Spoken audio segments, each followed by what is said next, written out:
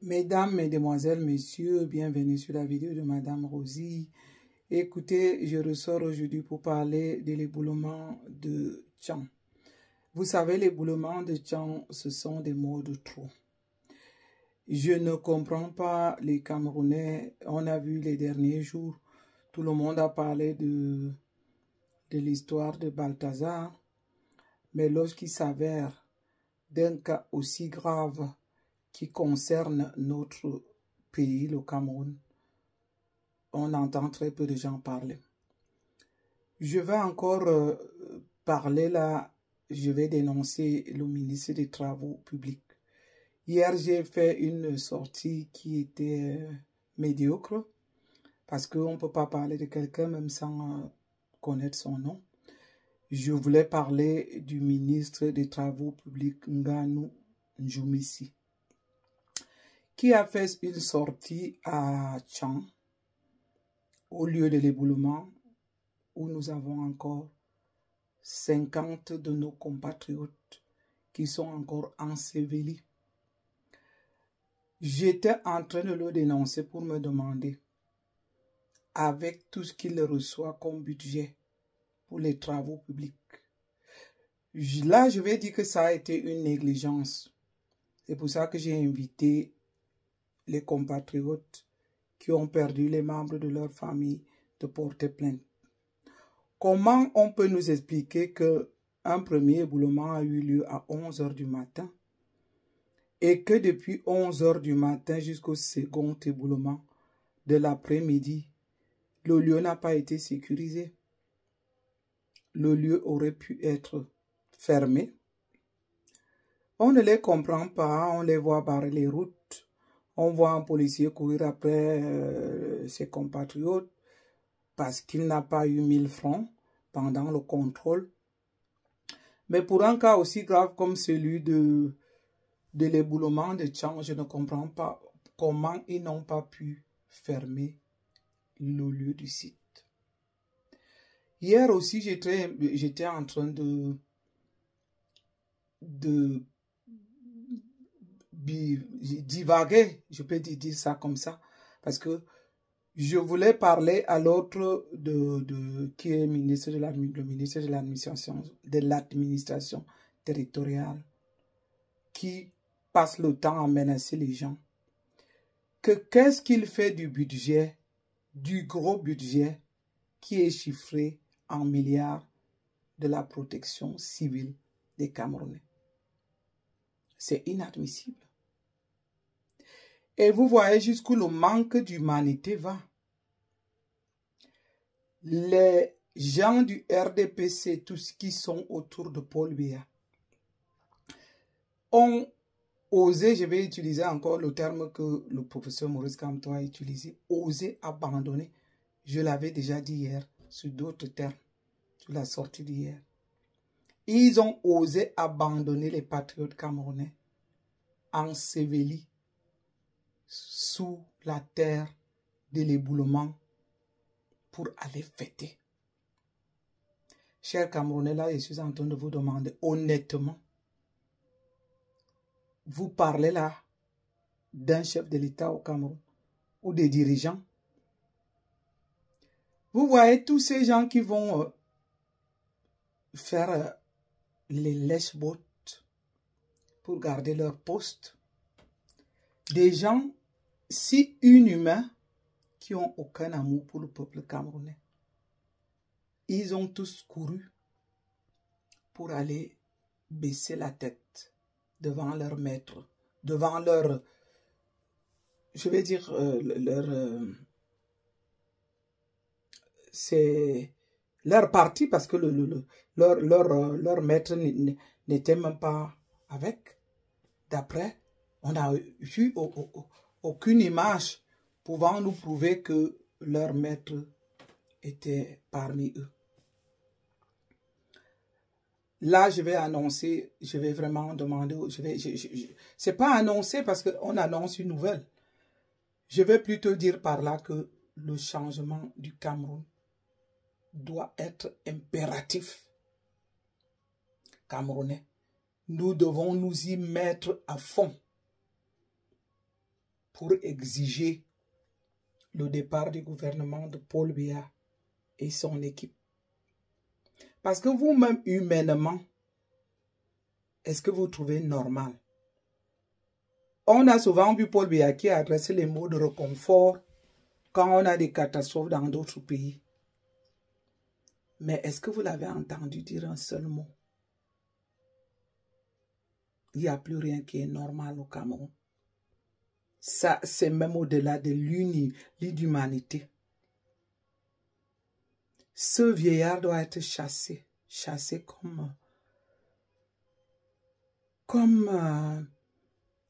d'ailleurs, c'est un assassin. Il doit être chassé, absolument. Je ne comprends pas comment est-ce qu'on continue. Et ce qui est grave, c'est que les Camerounais ne s'intéressent pas.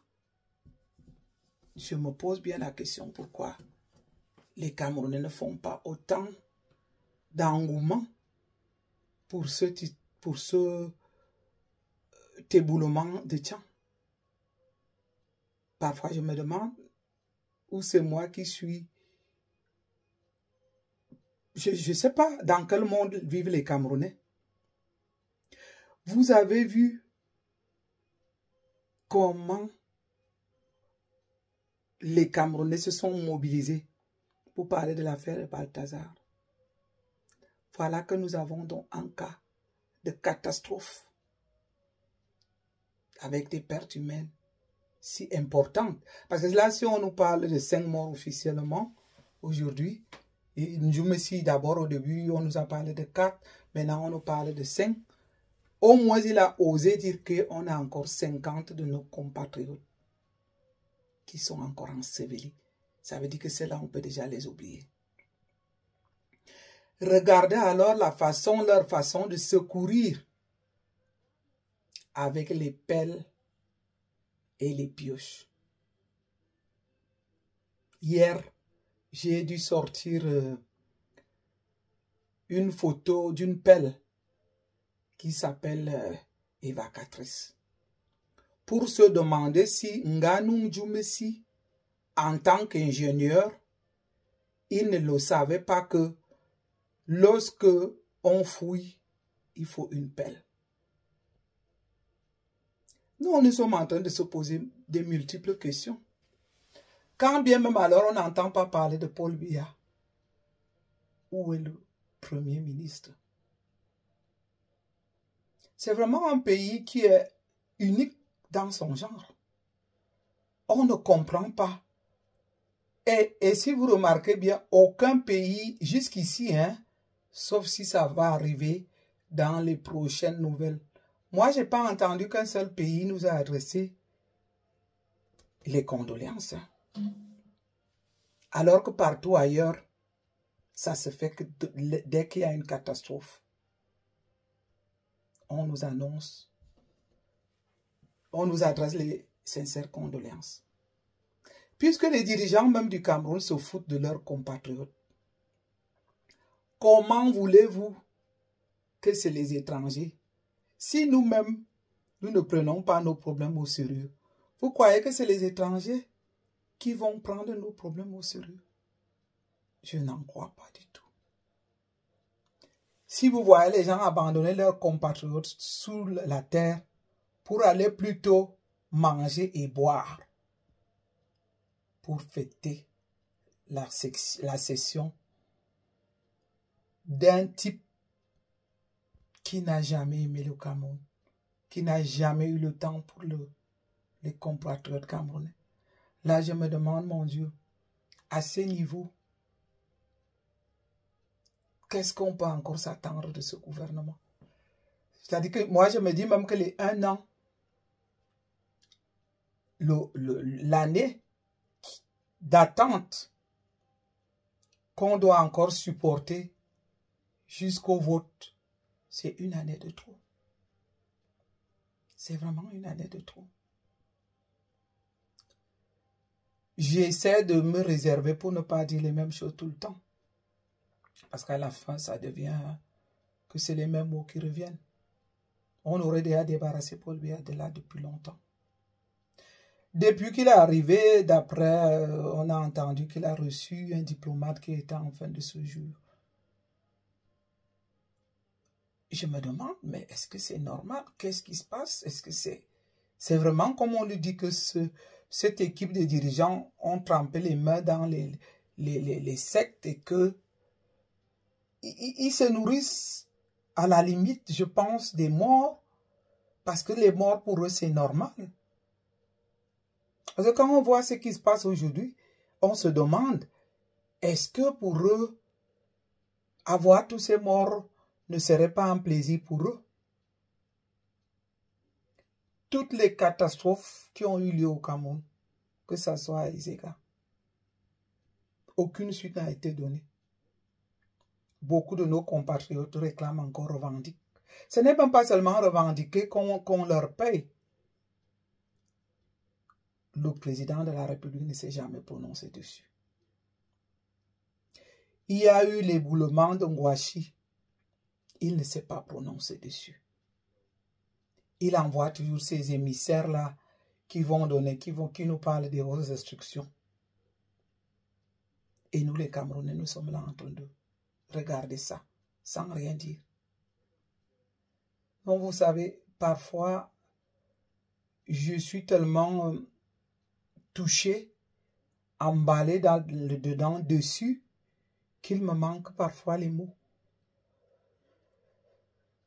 J'ai donc encore décidé de refaire une sortie parce que, après avoir remarqué que celle d'hier était catastrophique, parce que je suis sorti de là étant fatigué, venant déjà du boulot, ne pouvant même pas prononcer le nom du ministre, ne pouvant même pas dire de quel ministère il était. Il fallait que je corrige ça. J'ai dû mettre cette vidéo chez les non repérés pour refaire une autre où je vais encore revendiquer ici l'éboulement de Tcham qui a été par négligence.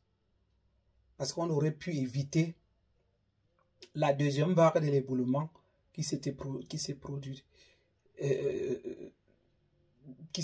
dans l'après-midi, étant donné qu'il y avait eu déjà une à 11 heures.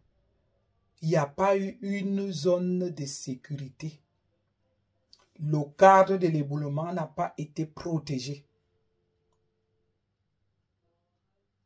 Raison pour laquelle je pense vraiment que les concernés, les familles des personnes concernées doivent se constituer, comme je l'ai dit, pour réclamer, revendiquer, pour dénoncer et porter plainte à ceux qui ont été faire la fête, aux responsables qui sont chargés de s'occuper qui étaient chargés de s'occuper d'eux.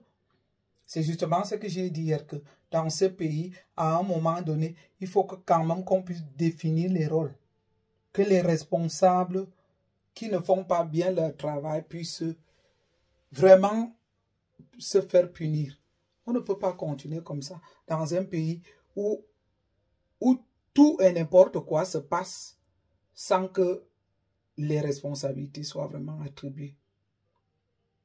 Donc c'est encore la raison de ma sortie de ce soir. Et que je voudrais toujours ici inviter les Camerounais pour leur demander d'être un tout petit peu solidaires.